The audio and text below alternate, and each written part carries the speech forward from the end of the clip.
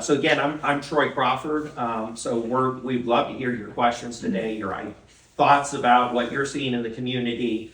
Ask us to share what we think, because ultimately that's the decision and selection you need to make. I do want to start out. I've never run for political office before, so this feels a little bit weird in that context. But what I've learned, because I like to watch politics, is they always find the skeleton in your closet. So I'm just going to start out before anybody else finds out what it is. I sometimes fall asleep at parties. Okay,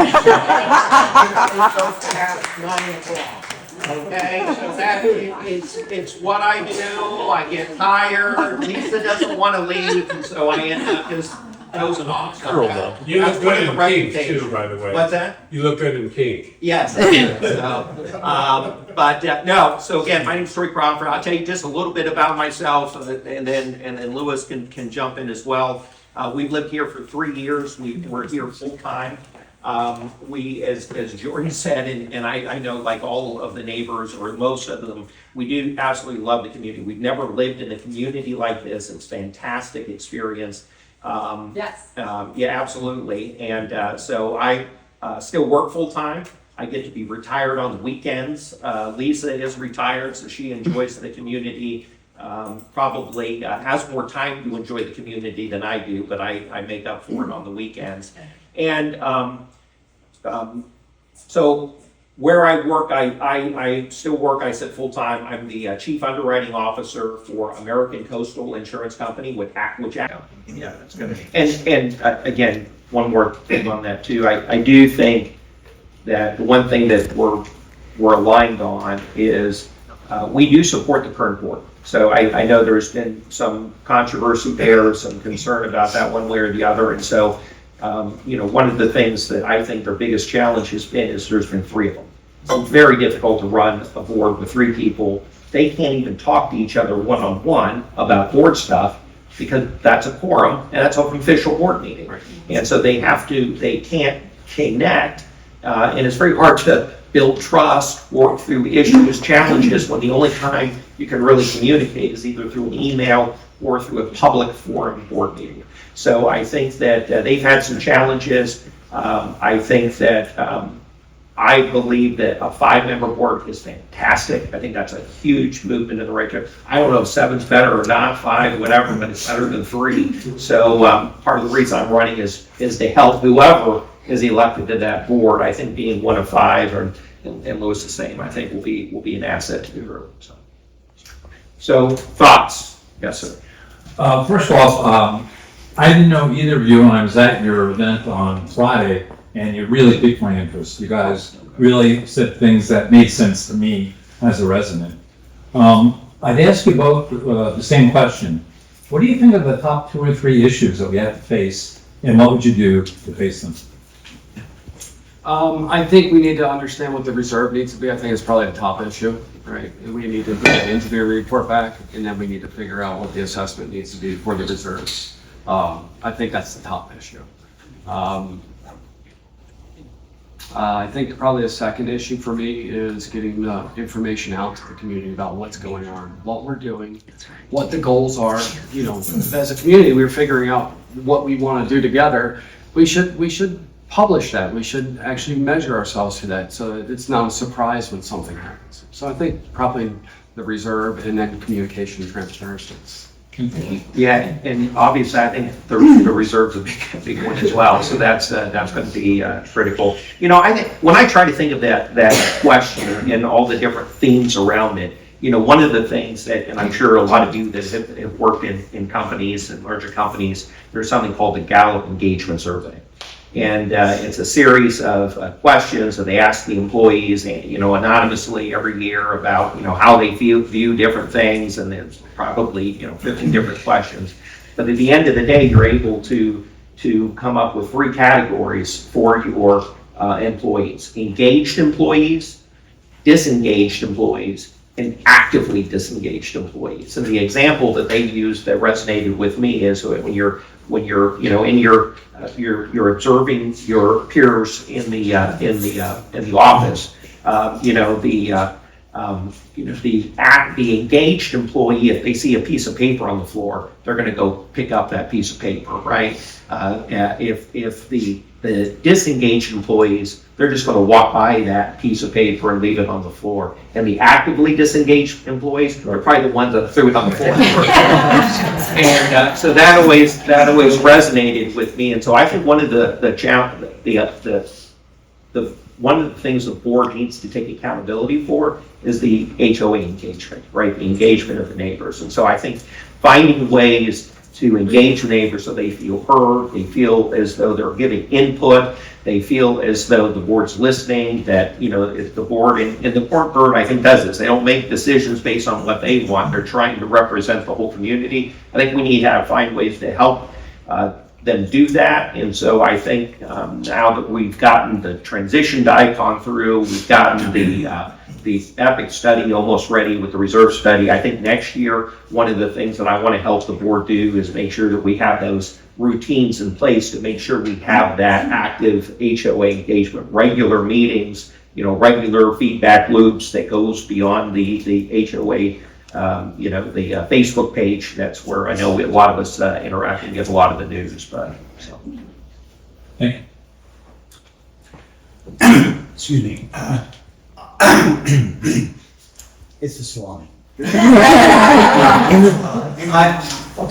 I have a question. In very recent history, we've lost several, in my opinion, good quality employees. I want to call that. One, I had Lori Nixon from the other GRS. I've communicated with her on several issues. I got a response like that. Unfortunately, I felt she was very good. She got back to me right away. Maybe I'm special. I don't know. She was gone. So we went to a new company. We have Carrie. Unfortunately, she is gone. I know her from our previous residence at Esplanade. Over 20 years experience. She knows what she's doing. And she takes no crap. I'll give you something she did at Esplanade. We would have an outdoor venue. What's great here is we have an indoor venue. We're at AC, it could be hot out. We're cool, we're inside. But she made sure people who paid for a ticket at Esplanade, she saw people looking over the fence, hanging out. No. She was great at her job. A lot of the things at the tables that we've seen came from her personally. She's gone. We have Bryce, real nice kid. I'm not a computer guy, apparently he is. People love him, super sweet kid. He's going to be gone. How are you going to bring back a comfortable work environment for people that are very experienced, like we've had, and just who love to come to work? Because apparently they weren't liking coming to work. Everybody hears all different things and rumors. I'm not a Facebook guy. I'll give you my experience. I've been a police officer for 30 years. I didn't sit behind a desk. I did everything. Every known call to man, I went to. I worked for a large police department, and we were service oriented. So that's my experience and what I've seen take place here at an event. One of our residents got out of hand. In my case, could have been locked up, could have been arrested. And the board did the right thing. And this Carrie was almost assaulted. Almost assaulted. I witnessed it from a distance. So I'm not saying hearsay. Again, I'm not on Facebook. So that said, how are you going to bring? I think it's pretty much an underhanded pitch to you guys. Copacetic. Everybody is happy. Love to come to work. I used to love to go to work. How everybody is happy. Love to come to work. I used to love to go to work. How are we going to bring that back to this community? Because this is a great community. I left Esplanade. I'm not a golfer, sorry. This is great. I love my house. My wife and I are very involved, as you know. You guys served in committees, that's great. I served in a compliance committee at Esplanade. You do a great job. Louis also, love going to the meetings. Not many people show up. Unfortunately, a lot of people that live here, not the people in this room, because we're here, put their head in the sand, or they're just, oh, I scrolled and I erased that email. Right. They don't know what's going on. Right. We know what's going on here. Yeah. So, No, I wish I had a better answer for you because I don't know. I've heard rumors, but I don't know the interworkings of what actually occurred on those. I will say I was a huge Gary fan. I was a huge Bryce fan. I didn't know Lori very well. Lisa cried today when she talked to Bryce and he was leaving. So I would say that I agree with you as a priority. We should have engaged, satisfied employees, and part of that with any issue, the issue is it always comes down to the manager, right? Where are they getting support from? Where are they getting direction from? So I think that is an expectation of ICON because technically they're employees of ICON. So it's the expectation that ICON is creating an environment where they feel supported, they feel as though they're getting what they need to do their jobs effectively. And then the board needs to make sure that ICON's doing their job. So I don't know what happened there in the past, but I can tell you that it certainly would be a priority for me on the board. Yeah, actually, after that little thing the other night, where we were sitting there, Troy and I were actually texting back and forth because we heard about Bryce. And we were literally saying, we're trying to figure out how we can actually engage the employees. They're not our employees, but how we can make them feel appreciated and figure out a program that they have. So there's got to be a way we do it. I don't know what the issues were with Carrie, why she left. We don't have insight into that. I talked to Bryce. He wasn't willing to share anything. And I think they're both a loss, but until we get some information about that and what happened with right. ICON. A lot of people don't understand that it starts at the board, Yeah. goes down to our new company, and then goes down to who our employees are. Yeah, and you know, if I talk to a couple of people, I have talked to a couple of people at Gather, and I'm not sure it's just ICON. Some people, some neighbors aren't very nice with some of the employees. As you mentioned, you saw that, and they brought that up as well. So we have to figure out how the community can make them feel welcome too. Louis, can I ask for clarification, because Yeah. I've heard there's things out there, so the clarification, from what I understand, the employees that we're talking about, Bryce Carey positions, those are part of ICON, so they hire. I guess the rumor of what's out there is, does the board get a say in who they hire? I think that needs to be clarified, that's unclear. Yeah, I mean, I assume the board has a lot of say in who's hired, whether it's a veto or not. Ultimately, ICON needs to be the one hiring, and in this case, it was a little bit more complicated because they were all GRS employees. Some of them had contracts with GRS, and then we moved in ICON. Some of them were able to negotiate moving the contracts over. And again, I'm dangerous here with how much I actually know of this. So, but that's my understanding is there was a lot of instability, and so the expectation is that now that we have a new ICON management company, they're going to have to help us with that stability. And you're absolutely right. The board needs to take accountability to oversee that. I just wanted to mention something. I was at your meeting with Dave the other night at Gather, and after the meeting, I was talking to Louis, and Louis just was, kind of like, just Drinking? spitballing. And he said to me, we should really, even though these employees work for ICON, they really work for us. We should maybe explore ways that we could reward them, make them feel, supported, important, heard. And one of the things he said was like a Gather. Like we all need to gather. It's great, great place to have. And one big advantage of being in this community, we have a really good restaurant on site. You don't have to go out, and it's nice people there. Absolutely. And Louis had mentioned, maybe we should have just like employee of the month or some other kind of recognition system, just because we know these people and we could do this on our own. And so he's already kind of coming up with ideas on how to do that. And I thought that was just a great idea that can be expanded to all the employees here. So after my company was purchased, I worked for the company that purchased us for 10 years. Company named Assurance, it's a large insurance company carrier. If you got mobile cell phone insurance, it's probably through them. They're based out of Nashville. One of the things they try and do is attract the best talent in the country. So they're trying to attract talent from the IT industry as well as from the insurance industry and things like that. So, and they have huge call centers. So what they focused on is making an employee-friendly workplace.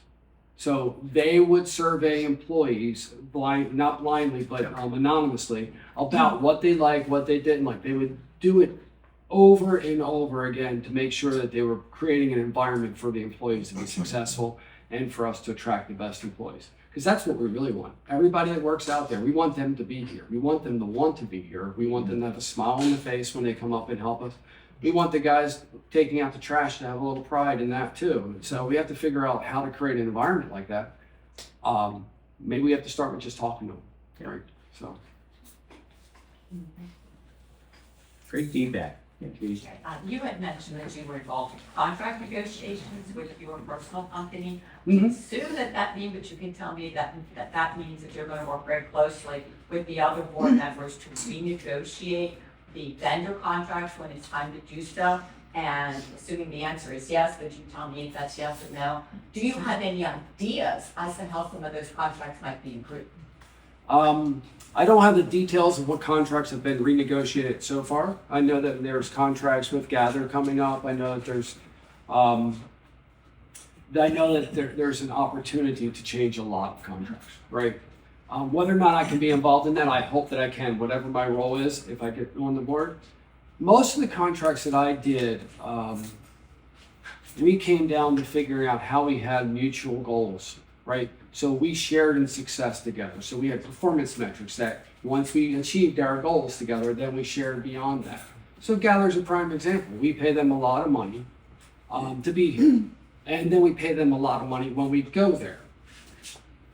What is their goal for that organization? Is there a possibility that they can say, this is our goal, they have a captive audience, we want to make it successful, and once we get beyond this goal, then we share in some of the success that they're getting too, and it pays back to the HOA. We did that with the club pros for tennis, right? We're now getting money back from them from everything that they sold, where we weren't getting that before. So I think the figure out is the way we can have some shared goals in that, and that when it's successful, we both benefit from it. So. I think Valencia Bonita does not have a restaurant at all in it. Yeah, they heard that as They had Gather in the beginning, and then apparently another owner came in. Yeah, And I think it's great that that part is subbed out. yeah. Another owner came in over there, didn't want a minimum, because he thought his food was the best and it would speak for itself, which is great if it does. Now, all of a sudden, I've heard there's no one. So they have no restaurants. No, they have. So I think we should go a lot by, maybe they were first, learn by their mistakes, Right. and let's not make the same. I agree. Yeah. But do either of you agree or disagree with currently the board approved that the one person, Marion, is the one who solely makes the decisions on the contract, which I don't think is a good idea, that even whether she's intelligent enough or has experience enough, that one person on a board should really be doing that. So what is your opinion? Do you want us to do it? Yeah, let me answer that first. And then you'll I don't think it's a great idea, but I don't know what challenges they had as well, because they can't meet together. So unless you give someone the authority to do that, I do know that they spoke about the contracts. They spoke, I mean, not spoke, but through emails and things like that. So it wasn't one person doing it, but one person had the signing authority, I think. I think because there are only 3 people on the board, that they had to do that. Otherwise, every time they had a conversation about a contract, they negotiated, they would be in the same room with all of us, and then we would all be negotiating the contract. When she signs, she's signing on behalf of the HOA, not herself personally. Absolutely. So it was a board decision, and then she signs off Yeah. on behalf. Nick, you shaved your mustache, man. Did I? No, I can't see it. No, the light's hitting you different. But really quick on that topic, because that's been a really hot topic for when I peruse the Facebook page. I have a different perspective on that, and again, as part of the finance committee, I've had more conversations with Marion and the other board members on how they've renegotiated some of these contracts.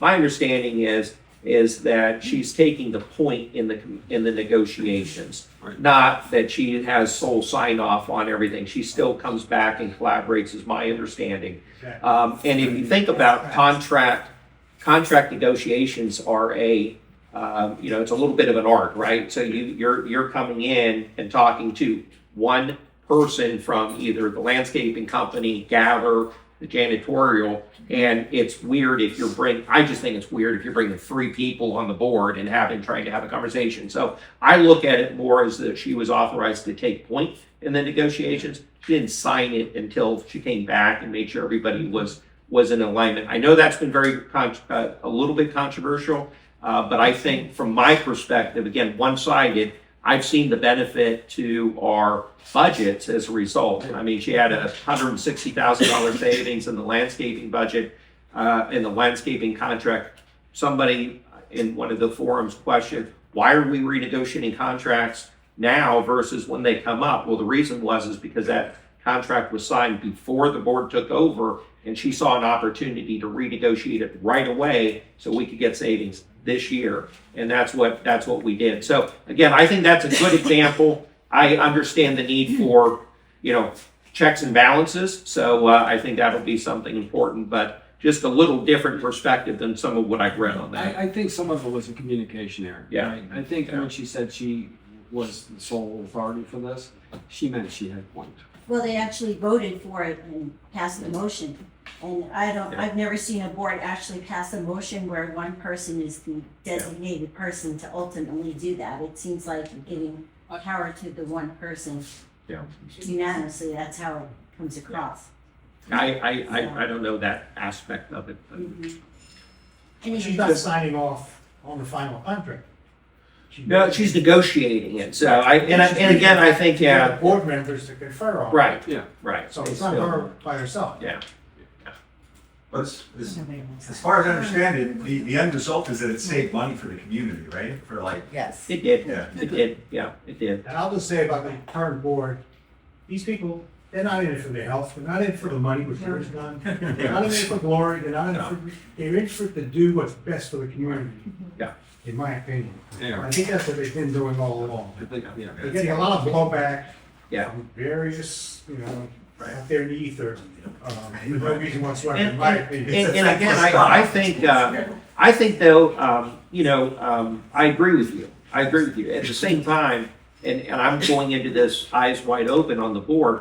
I mean, we need the feedback. We need people to call us out. We need people to raise things passionately. There was a gentleman at the pool, and he was passionately against the $7,500 reserve fee or a resale fee. Passionate, and he shared his opinion. And I'm glad he did. I mean, it's good to have. I mean, we're not all going to agree on topics, and so we talk back and forth about the benefits and the pros and the cons. And I think at the end he said, "I still don't agree with it, but I understand that these things that we have to make a decision and move forward on some of these things." So I think if you're gonna run for the board, you're gonna have to be open to get into some of that dialogue. And that's good, feedback is great, as long as it's done respectfully. Right, absolutely. Absolutely. There's so much innuendo and problems, Yeah. rumors happening in our community. Being very open with communications and squashing the noise that's going on right now is imperative, because there is so much waves on either end, and people are frustrated. People don't know what's actually happening. Right. And somehow we gotta get a handle on that. And that's because everyone goes to Facebook instead of email. Yeah. And that is why I am not on Facebook. Can I say something about that? Because if you look at like corporate marketing nowadays, they are on every platform and they send the same message out, whether you're on Twitter, Facebook, email, like they just blast the message consistently Right, to but every these are platform. residents with hearsay. So we should probably have There's an hearsay, official channel. and there's the truth. Right, nothing Because we're not official, getting like the emails from we're the not board. getting Yeah, anything. this- I get it, but to me, Facebook. Question. Yeah.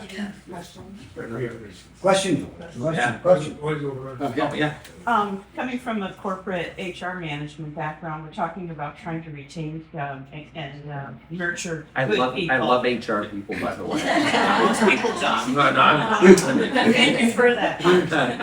My question is, does the board have any authority to set salaries, benefit packages, or is that all icon driven? That's a good question. And I don't know if you have, I don't have a straight answer. My perception is they are Icon employees. Icon handles the benefits, they handle the healthcare package and everything like that. Yes. That they do all of that, and that's one of the reasons that we do it, because we're not paying the workers' comp coverage or anything like that. All that's being done. Now, their salaries ultimately end up being charged back to VP, so we're paying the salaries, but it's not actually. So that may be one of the downfalls of negotiating a better price, right? We're negotiating down salaries down the street, right? So if we negotiate a contract down with Icon, it may impact the employees that they can hire. So it's an interesting thing to look at. But this is an interesting thing. The community engagement, HR. There's lots of people here that have different skill sets that we should be able to reach out and tap into and leverage the community for this. So I think that's something that I would love to be able to do.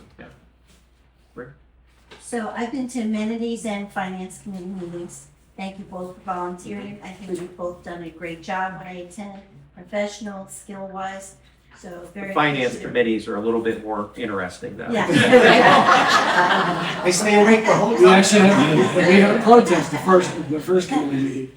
So my question is to Troy. So, I know you still work, and I know one of the board members, from what I hear, finds it a little challenging working full-time and being on a board. Of course, if we have 5 members, then the workload is spread out a little better than 3 people. So I think that would be helpful. Do you think you really have the time, and are you okay with that? And stress-wise, because it is stressful to do these jobs, even though they're not paying. And Troy, pickleball. Yeah, I know. It's a great question, So- and And then you wouldn't probably be on the finance committee, because usually. that's right. you I both. would You'd not have to be. step I would down. not be, because you want, it's part of that is controls, right? So it's good to have a separate finance committee looking at the finances separate. So no, it's a great question, and I've asked myself. My wife's asked me that before. I guess the 2 things I would look at on that is, I'm a mediocre pickleball player, and that's about the only thing. Even Jim can beat me. Left-handed. But Which Jim would you talk about? yeah. Troy, I went through 5 Gatorades to beat you. I know. I don't want to go there, I'm not mediocre, all right?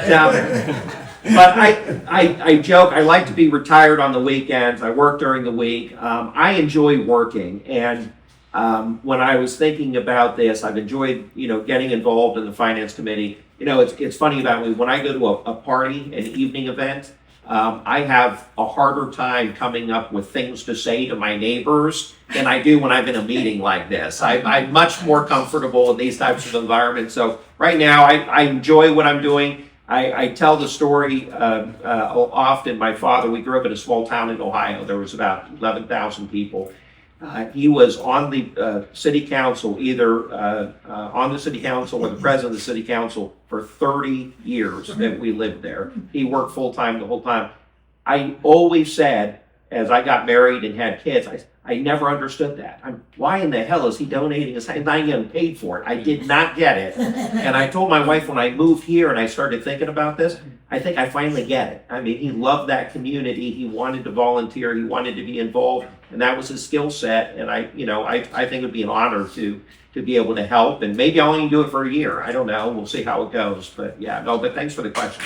Well, thank you both for running, appreciate it.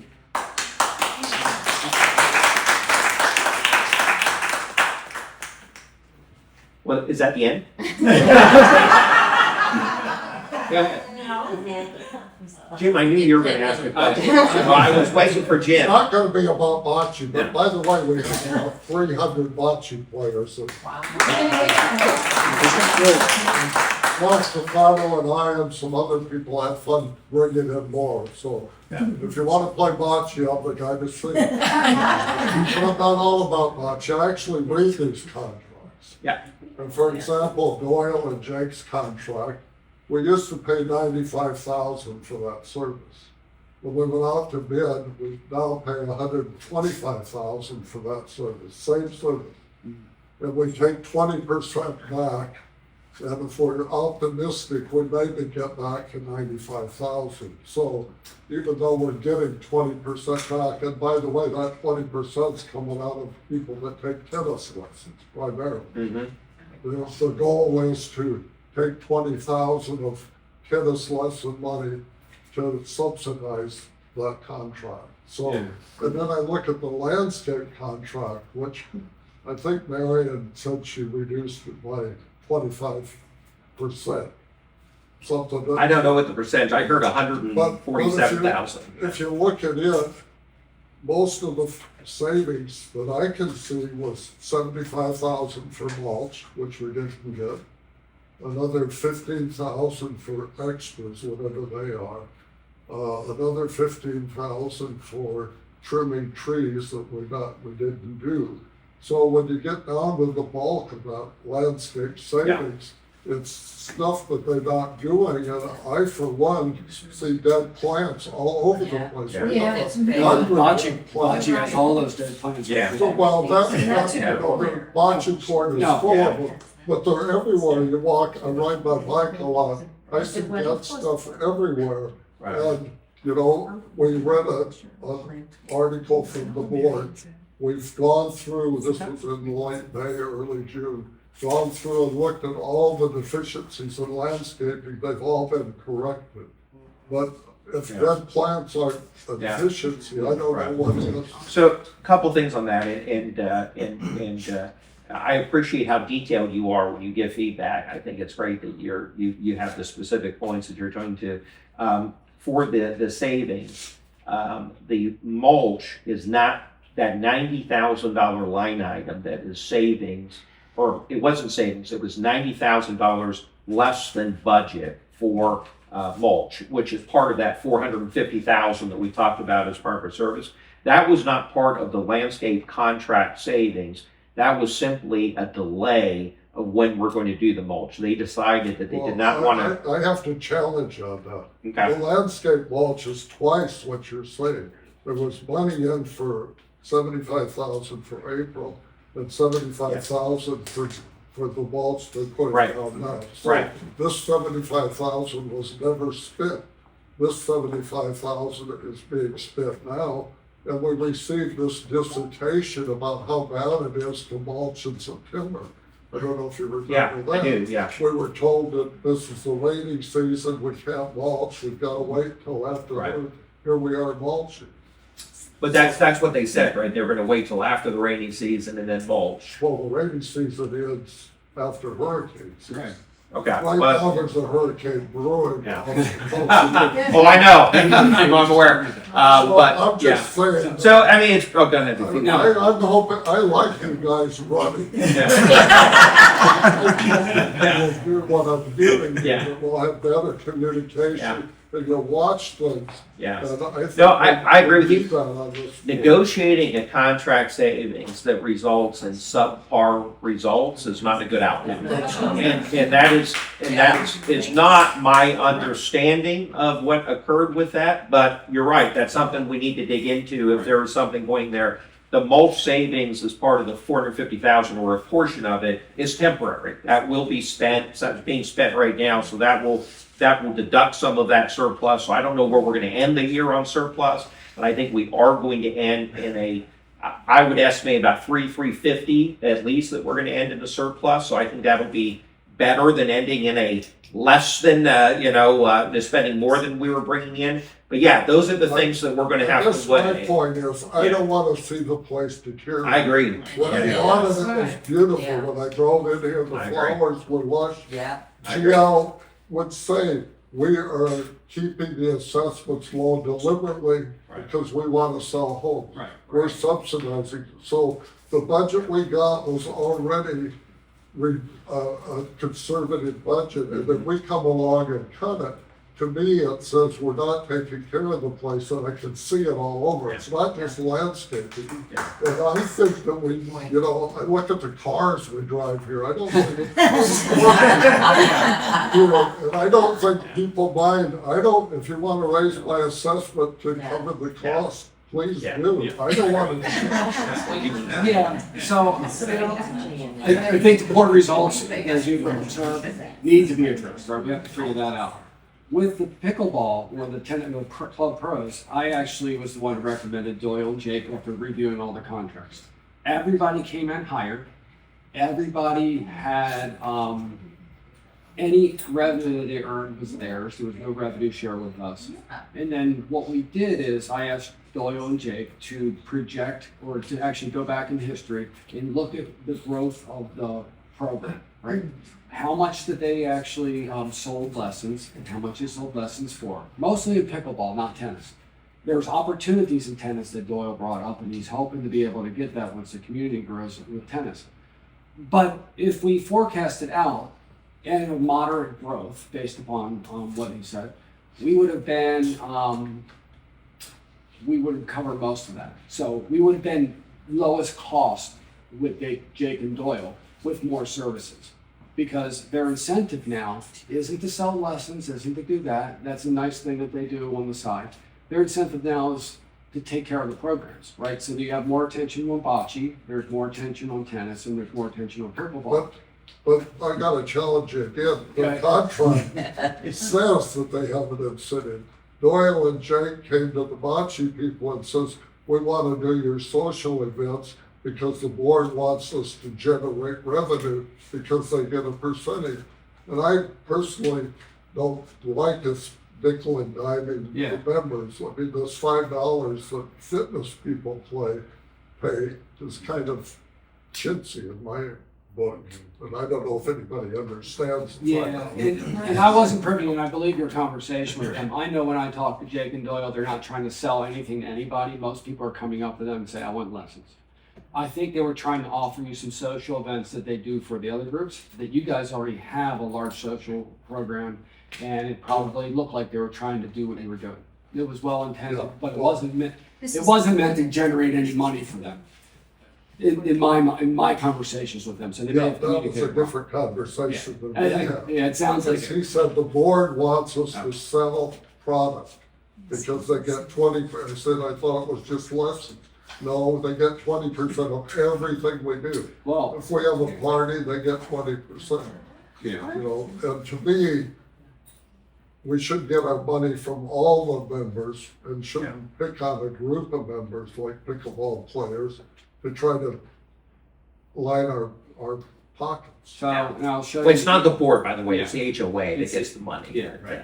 So I'll show you. Let's make that clear. The board is the one that beats their chest about, look how good we're doing. So I'll show you an email with it I sent to Jake and Doyle just the other day, that I want a budget for next year. I said, what do you want the programs to be?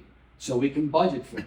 Do you need social money for these clubs? Do you need a couple $1,000s so that you can host these events as opposed to asking the members to pay for it? I said, it might get struck down. We might not be able to get it, but tell me what you want the program to look like. And that way we can try to fund it.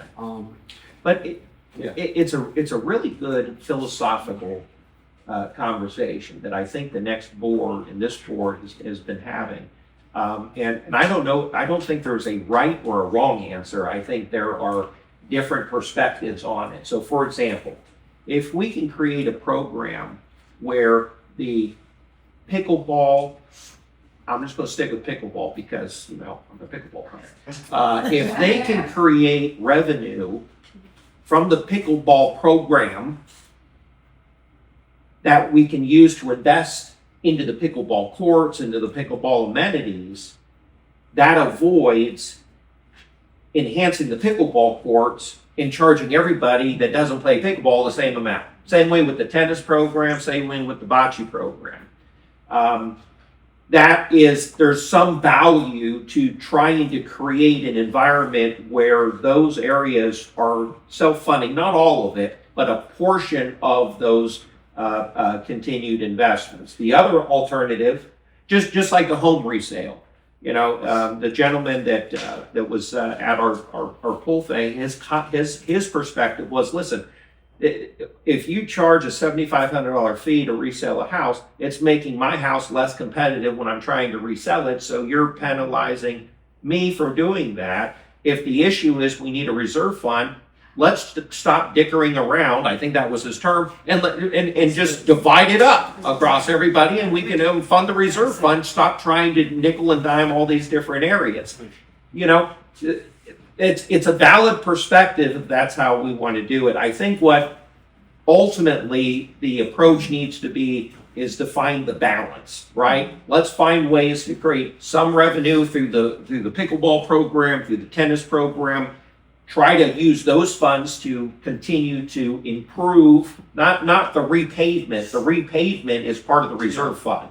But if we want to add doors on the pickleball court, so we're not walking through the other things, we don't have money for that. We've got to find ways to pay for that. We can either charge everybody $100 a home or something like that, or we can try to get creative and find ways to do that. So I think there's always going to try to be that balance, but I think you're the bocce king, and so I think if your community has said, "Hey guys, we're good on our own. We don't need this," and then I think that's fine. We find other ways to. But where do you set up.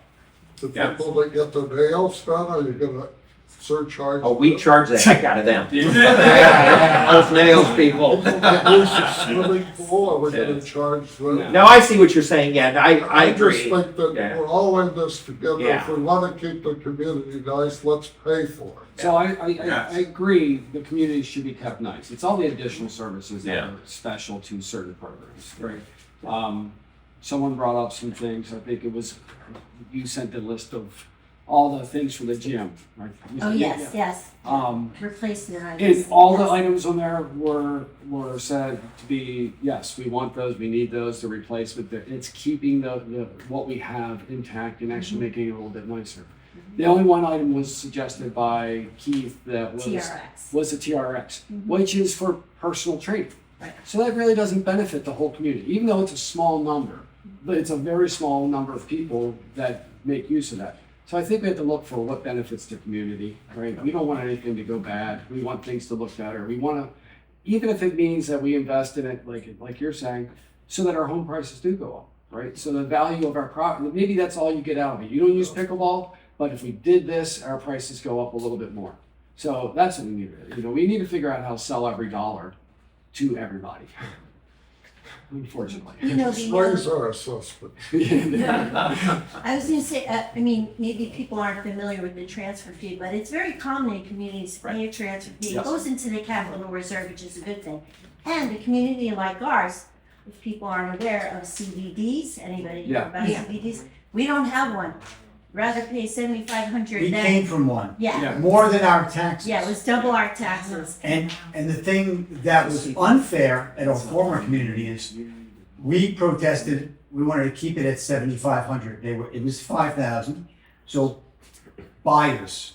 So the people, I think people are worrying about too much about people's feelings who want to leave this community of Valencia Trails.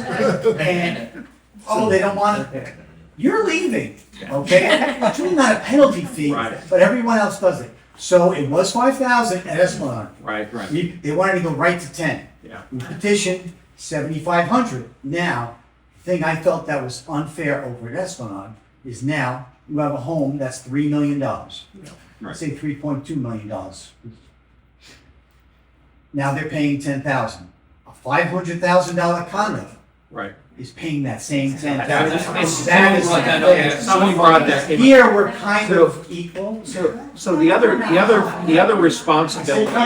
I said kind of. The other responsibility that I think the board has in these situations is the one to research all the different options, community interest, what the unintended consequences may be for some of those things, which I think a lot of this is pretty clear, right? I do think the percentage was an interesting idea, finding a way to do that fairly without going too crazy on the high end.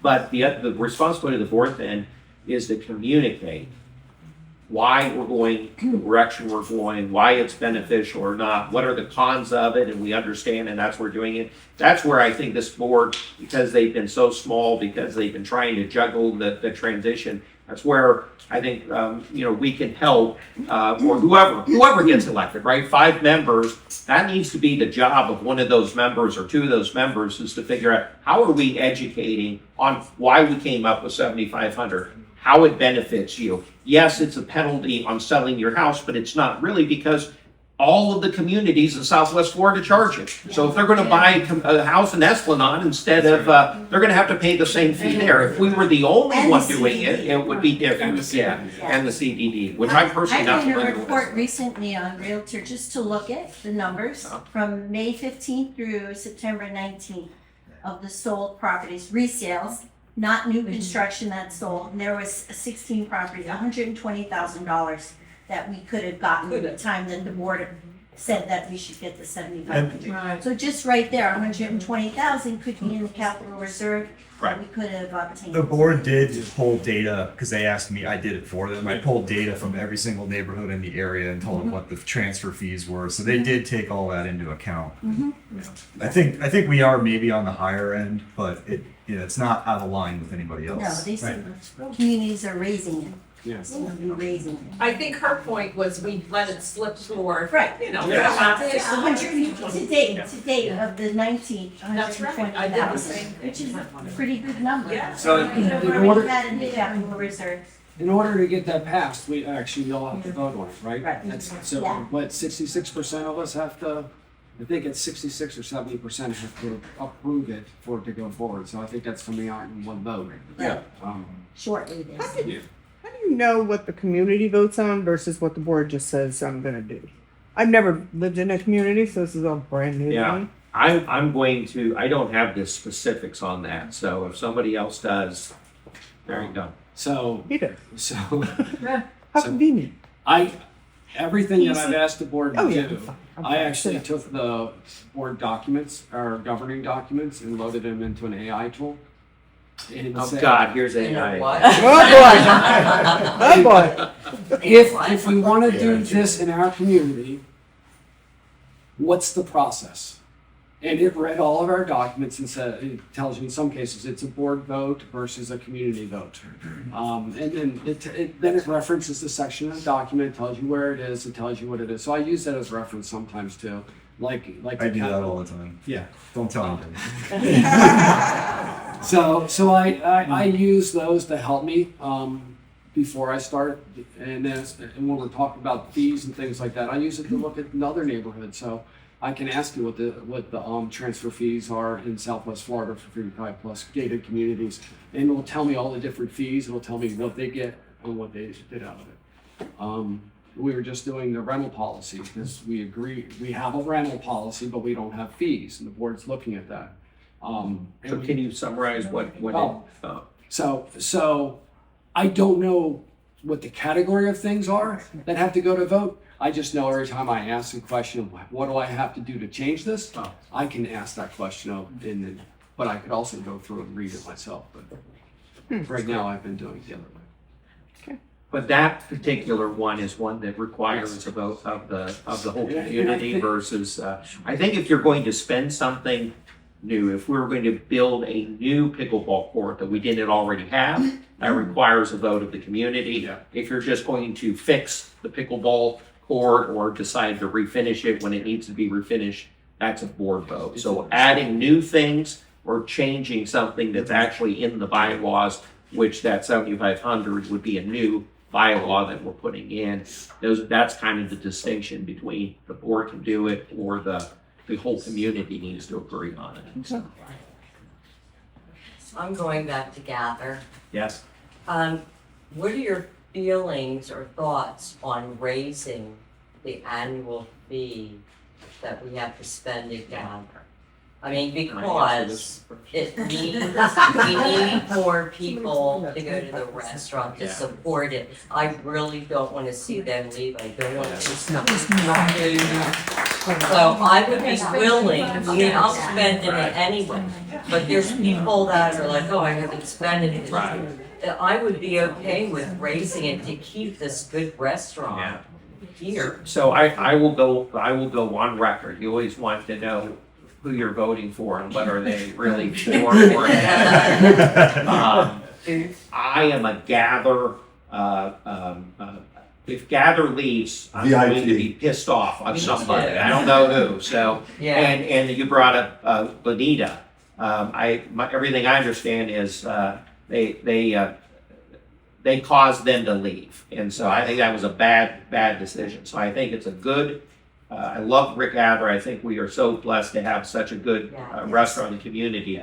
That said, it is a very complicated arrangement. We pay them a subsidy to be here, not the $500 per person, but an actual subsidy to keep them here because it's so volatile. You have winter, there's no one here. How do you keep a staff trained? And so we pay a subsidy, and then we have this $500 minimum per household. Those two things really kind of overlap. And so I believe, and I don't know what the right answer is, and I know they're going through a contract renegotiation. That's the only contract, frankly, that I really care about is the gas. I think that we need to really think through what's the right blend, because if we can increase that minimum, we can decrease the subsidy, and decreasing the subsidy means we have more money in our HOA thing, even though technically we're still paying more for the gather. Now, at the same time, I have talked to a lot of residents that don't utilize gather. They just don't go out to eat. So there is a little bit of a balance there, because if we go too crazy and raise it too high, we're going to alienate a lot of our members that don't use it. But I think at the end of the day, I agree with you. I think the $500 needs to go up as the subsidy comes down. I just don't know what the right balance is, but I think that's something we need. But even the residents who don't use it, it keeps their property value high. Oh, absolutely. Right? That's right. But that $500 work. Not a lot of people look at. So you get it back. If you raise your contribution and you lower your fees to support them, you're just taking out one pot and putting it into another. So, but I think I use it like Jordan brought it does keep our property values, it keeps them values off our homes. The question is how do you do it? How do you make sure they're successful? Yeah. And we'd have to. Well, that contract is up within about 10 days. Yeah. And it's a 3-year contract, so. Yeah. Just so you know. And like I said, I think that contract will be resolved before the next board takes over. Yes. So that's why we all have to think through who we're voting, because they do have the negotiation of those things. We also have to make sure those people who owe money to gather are paying that. Do you remember 6 months ago, whenever there was a of outstanding fees? I sat next to someone there where she came out, asked for the money. Oh, I don't have my credit card on me, and my wife's in the bathroom, and she had her purse there. I mean, we gotta, that's gotta stop. Yeah. Maybe we should be charging each time you go their credit card like you do in all the restaurants, as opposed to the way that we're doing it now, where you are charged later, and then the credit card's expired and it doesn't go through. I'll tell you what, if we get someone in here and we lose gather, and we get someone in here that charges less, guess what the food's gonna be? Right. Absolutely. I don't think anybody's looking at converting the guy, right? No, I don't think so at all. But at the same time, like you said, we got to be really close to how well they're doing, what can we do to support them so they feel Because like they're everybody making we money. like is leaving. Yeah. Yeah. The only thing I would say on the Mark's comment is I agree. I do think that the onus needs to be on, because they're their own restaurant. They are running their own show. So I do think they need to, if that's a problem, early on it was a problem. I hadn't heard that it's a problem recently, maybe it is. I don't know if it's fine or not. Yeah, but they've got to last figure year that there was out. a list Yeah. and there was. 2023, it was $15,000. Right, that's what I heard too. And then the following year, 2024, 10,000. That's not a great job. No. So, and they did say quite a bit of it was residents either giving someone else's number, Right. and they felt purposely they did that. So you're looking at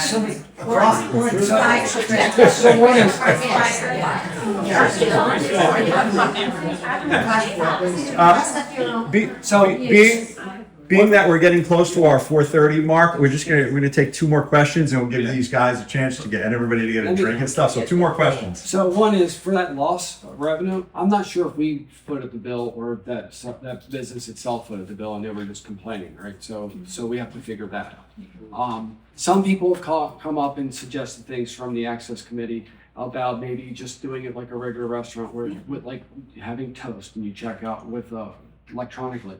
I like the ability not to have carry cash or credit card with me. Yeah. But there's got to be some kind of regulation. Maybe you use your fob or something like that. And maybe it gets tacked onto your HOA fees and whatever happens with the assessments or the finance. The charges or what the penalties. Yeah. Hey, by the way, just really quick, if you want to jot it down, Lewis's number is 802.